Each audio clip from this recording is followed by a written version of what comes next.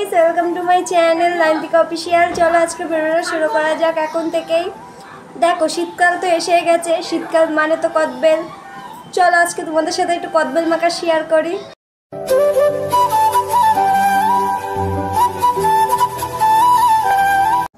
প্রথমে বেলটাকে ফাটিয়ে নিলাম, এবার এগুলো সব বের করব।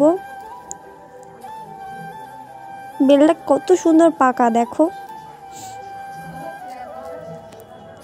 দেখো আমি এর ভিতরে 5খানা ঝাল দেব। আর এগুলো না হাইব্রিড ধনে পাতা, ওই জন্য হাত দিয়ে কুচিয়ে নিচ্ছিলাম। তারপর পাশে একটু লবণ দিলাম, একটু চিনি দিলাম। এবার ঝালটা লবণের সাথে মাখিয়ে নিচ্ছিলাম। জানো আমি এর ভিতরে সর্ষের তেল দিতে ভুলেই গিয়েছিলাম, সে পুরো একদম মাখা হয়ে গেছে। তারপরে মনে পড়লো, তারপরে আবার সর্ষের তেল দিয়ে আবার মেখে নিচ্ছিলাম। চলো এগুলো সব একসাথে মেখে নিই।